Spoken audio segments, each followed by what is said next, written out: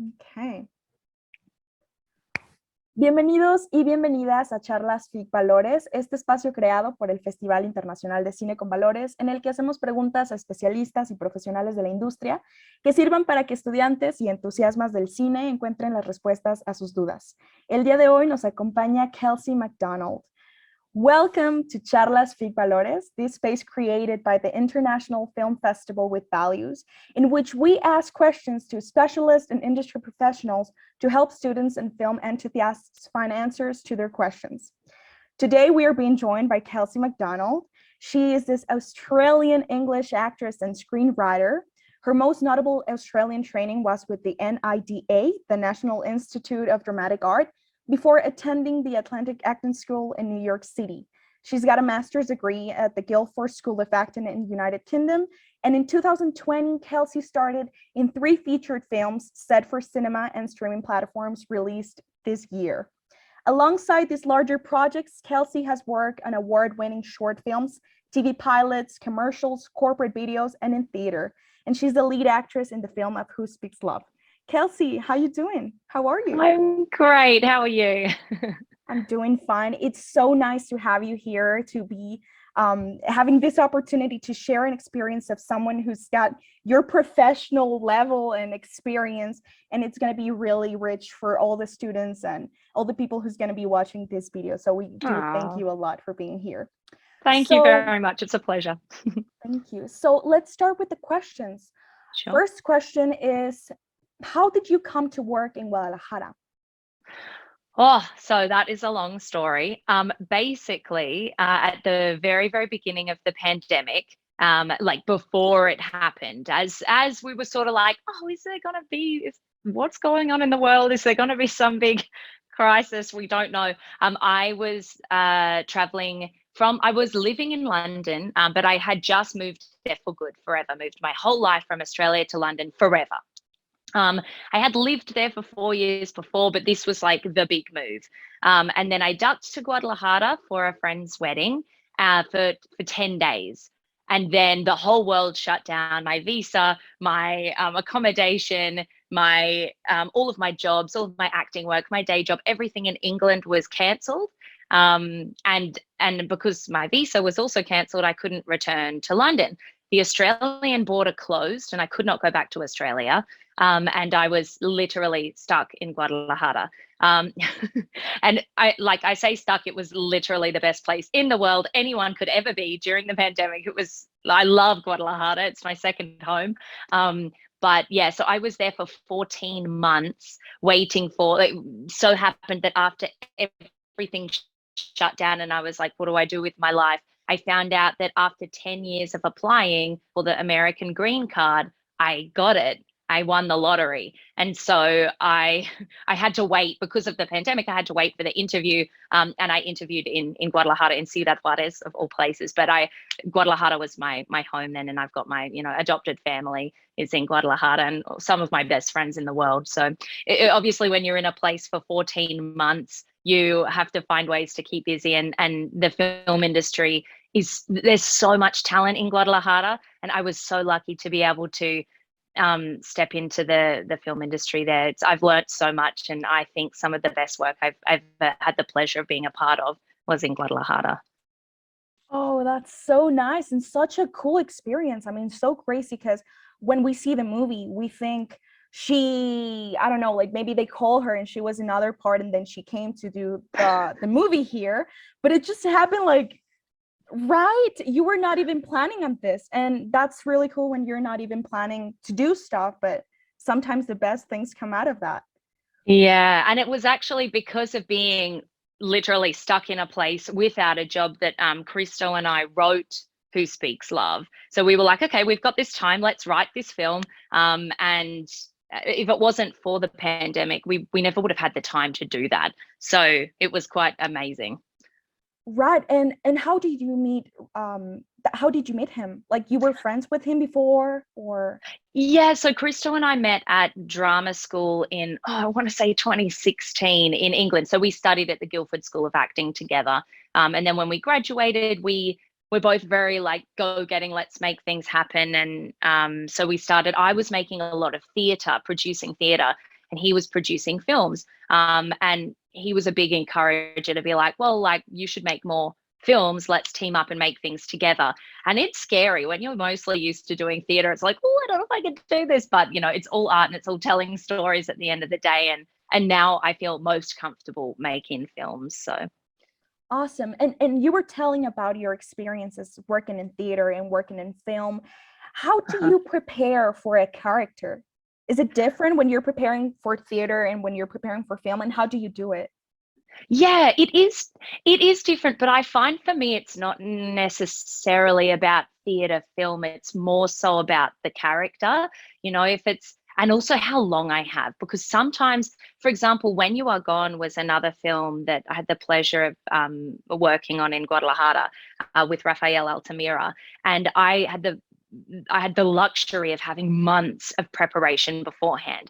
So I love to, we at drama school, we were given out these like 30-page who am I sheets, and you know, you fill in everything from like, what is your character's spirit animal, to what's your favorite color, what sort of food do they like, what sort of food do they not like, what's their pet peeve, you know, all that stuff. And so you can really get in a journal in the character. One of my favorite things to do that I also learned at drama school is I like, after I've done all my back work on a character, I like to find a fragrance, a scent that is that character. And this is my one thing that I'm like, cool, like I'm not gonna, you know, I'm very thrifty with money, but this is the one thing I'm like, cool, so this character's going to be this fragrance, so I have to buy this fragrance for the character. And then if you like, I spray it when I'm in rehearsals, and then I spray it when I'm on set, and it just, that smell memory makes you remember, oh, I'm in that character now. So I mean, that's a ridiculous little extra thing, but it's one of my favorite little. Oh my God, it's such a cool feature, and it's so interesting for you to remind you, of course, with scents, and sometimes it happens with flavors. And Yeah. what scent did you had for Who Speaks Love? For Who Speaks Love, it was, oh, do I have it here? I've got a tiny bit left. Show For it. Who Speaks Love, Gabby was Misty, or like, it's a tiny little bottle because you don't need a big one. Absolutely blooming. That's it there. But I don't know if you can see, but it's nearly totally finished. Look, she's all gone. It was a pink liquid, but I can't throw the bottle away because it's a nice memory, you know? Yeah, and it's really pretty. Yeah, and it's just really something cool to have there, and to be reminded of the work and the character, kind of, right? Oh, yeah, that's wonderful. But I should add, because all of that's just extra stuff.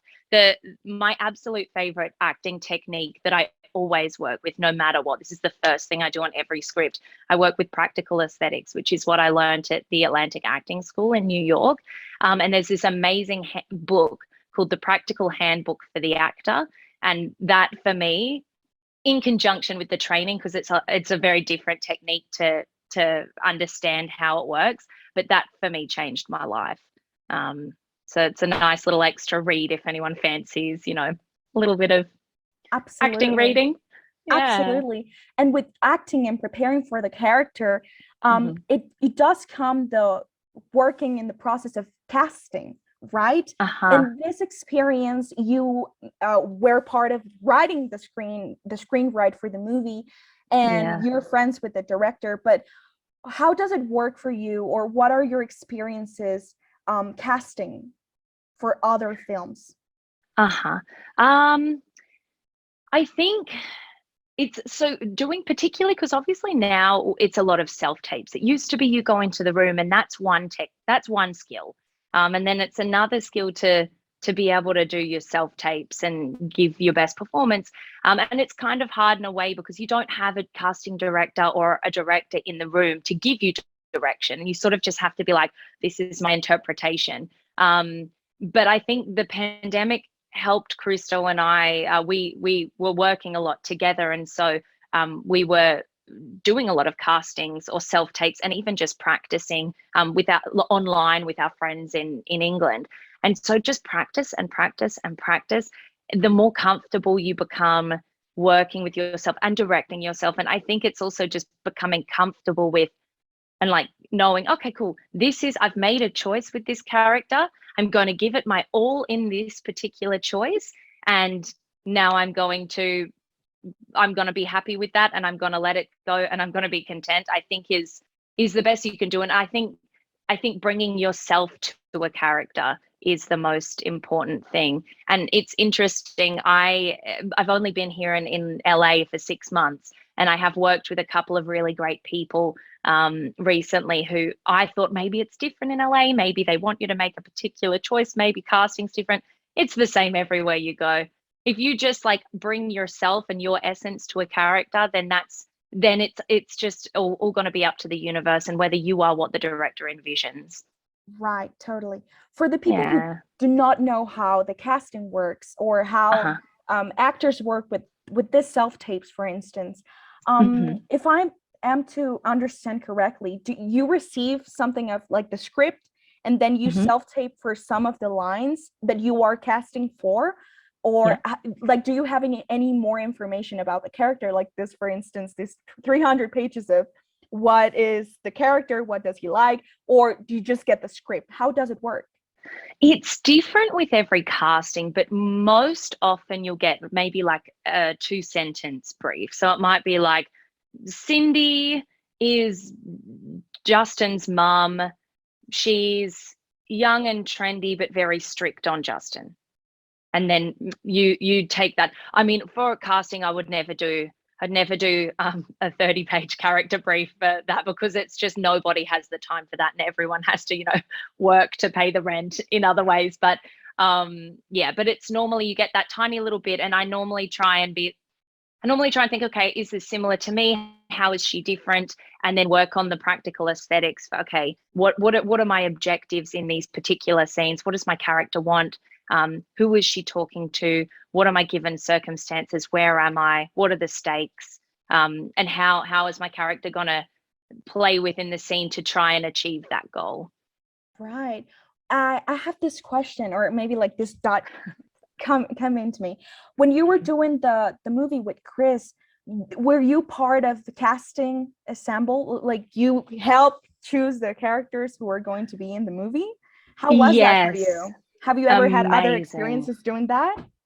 I have. So Crystal and I have worked on many short films together in various capacities. And I often have either sat in on or been a part of the casting process. And I've also made my own short films outside of that and had the pleasure of casting. And honestly, I love it because I love working with actors, and I really appreciate when people bring themselves to a role and bring a new, different essence. And I think that's really exciting. And also, it's really great as an actor to be in that seat, because it's a reminder that, you can be the best actor in the world. You can be Meryl Streep. But if you're not right for the role, or if you're not the director's vision, then you can be the best, but you're still not going to get it, because you just don't fit that story. But you just hang in there and you keep working. And then one day you're going to have amazing opportunities of your own, or write your own and then play the roles. Awesome. So you have already shared a little bit about your experience of Who Speaks Love with us, but we have a question that they want to know: how was the experience of making Who Speaks Love? Like the whole experience from screenwriter to casting to being here in Guadalajara, not knowing when it's gonna stop, and the pandemic situation and all that stuff. Like in general, how was your experience? How do you remember that phase of your life?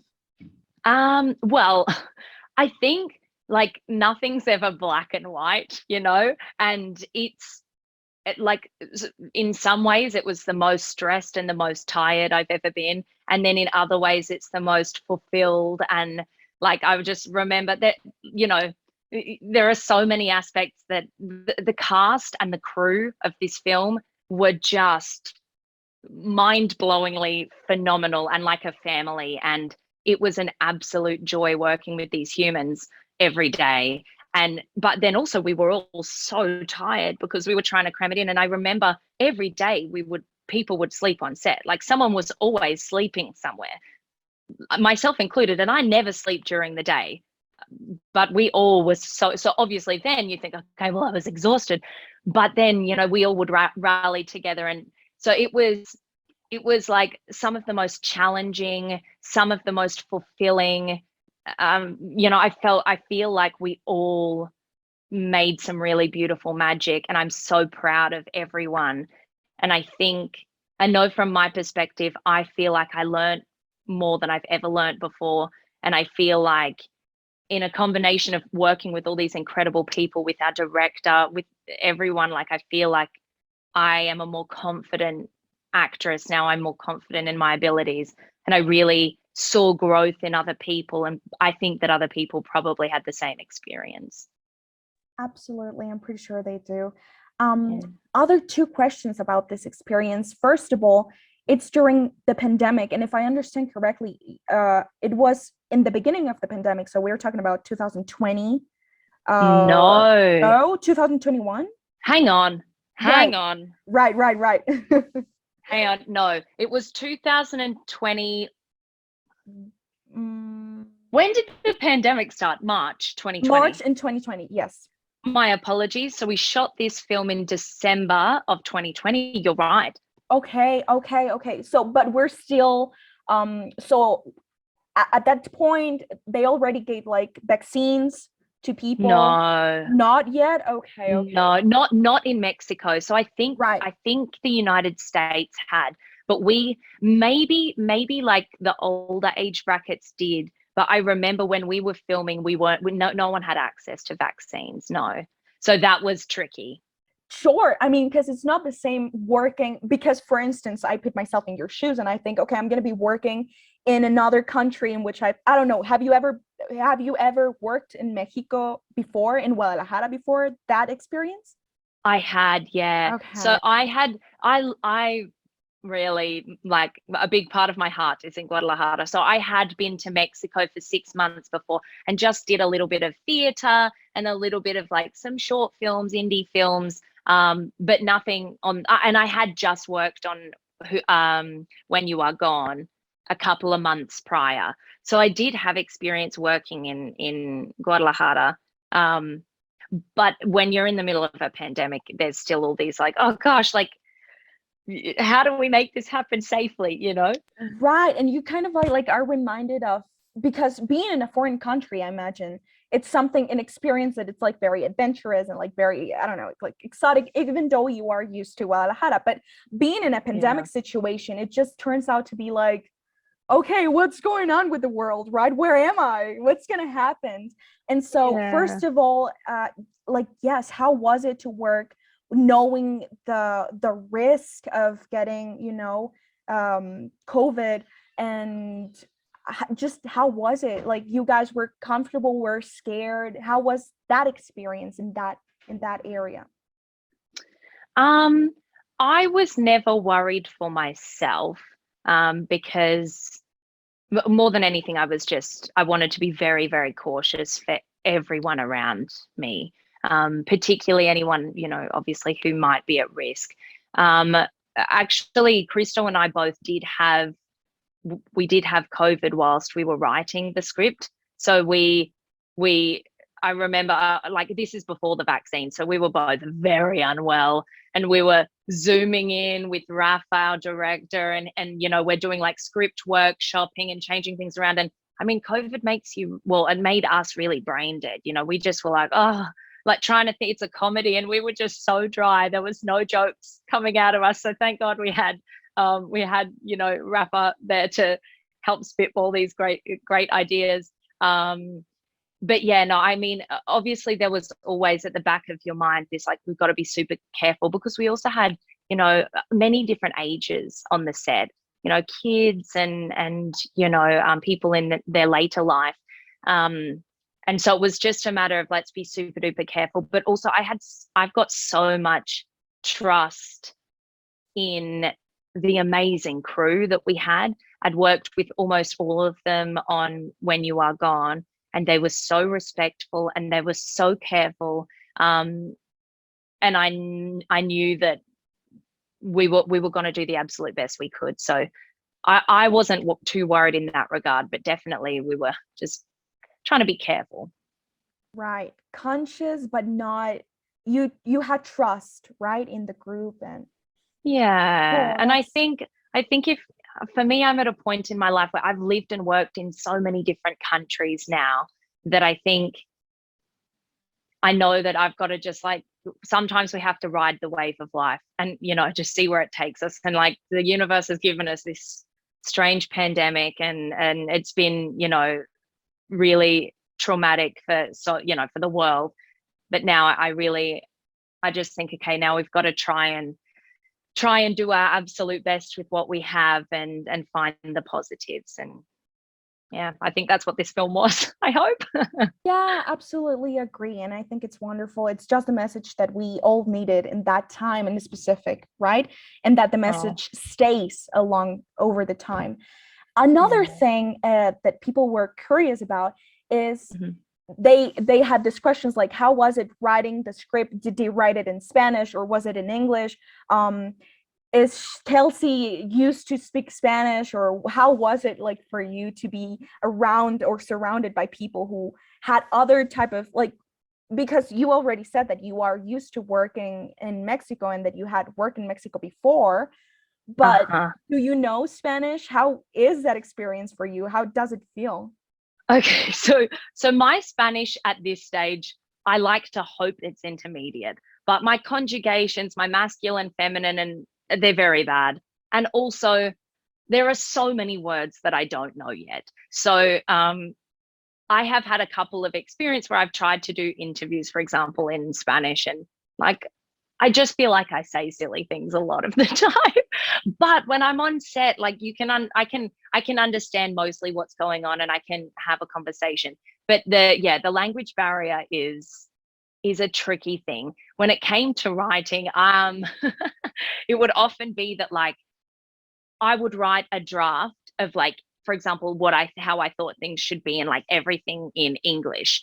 And then Christo would take it and, you know, be like, oh, actually, I think we should make it like this. And he'd make all these changes. And then like he'd work on Spanish parts and I'd work on English parts. And it was very much like that because I had tried writing in Spanish, and it just all has to be changed because I'm kind of like a 4-year-old. And if you're writing like, you know, the cool guys hanging out with Paco having banter, and they sound like 4-year-olds, it doesn't quite work.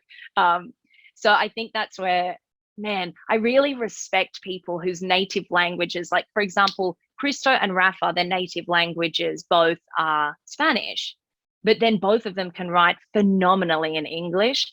I'd love to one day be at that stage, but I'm not quite there yet. You're gonna get there, don't worry. It's so cool that you have all this experience and just this very rich background where you have been in many languages, many cultures, that just opens you to more possibilities of like adjusting and being more flexible, right? And that's really cool for you. And so we have another question, like what's next for Kelsie, right? You are in Los Angeles. What projects are you working in? What does your future look like? That's an exciting question. I'm hoping that there's many great things to come this year. I'm putting out the good vibes. Right now, I'm currently in the conceptual process of a new feature film that I'm writing. I started my film company at the end of last year. It's called People Power Productions. So it's very, very early days, but it's very much a film company that I hope will tell stories of underrepresented humans in every capacity, be that women's stories, be that Mexican stories, be that LGBTQ stories. I'm really excited for all of those ideas, and the one that I'm working on right now, I'm really excited by. And at the moment, apart from that, there's just loads and loads of auditions coming up, and a few like proof of concepts that I've worked on that I'm hoping will be turned into features, and pitching projects and seeing where they get picked up, where they land. But I feel like at the moment my fingers are in so many different pies, and it's just waiting for whichever pie comes out of the oven first, you know? Totally. All the results. Well, we wish it's going to be very fructuous, I believe the word is. It is? Yeah. Is it? Okay. Yeah. Well, we hope you have the best results in this year and in other years to come. And we are very excited to see more productions. And this People Power Productions. People Power Productions, the PPP. Yeah, right. Exactly. Oh, that's so cool. It sounds really, really cool to represent the minorities and those voices who are not always get the chance to be represented. And as a festival that, we value that. So we are very excited. Oh, well, I'm talking by the project and by the festival. We are very excited to see more of Kelsie and more of the things that you're going to create. And you'll always have a home here in the festival of FIC Valores. Thank you so much. Thank you so much, Kelsie, for your time. This was a very nice interview. Do you have any social media that you would like to share with us so people can follow you and see what you're doing? I don't know, Instagram, YouTube, just shout it out. Sure. Well, I right now, all of my Instagram, all of my social media, Facebook is all just at Kelsie Actor, but it's not spelt the American way. It's KELSIE Actor.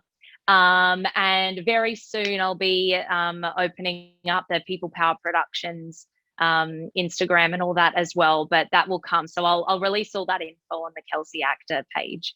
Great. So we are going to be writing the Kelsie at acting.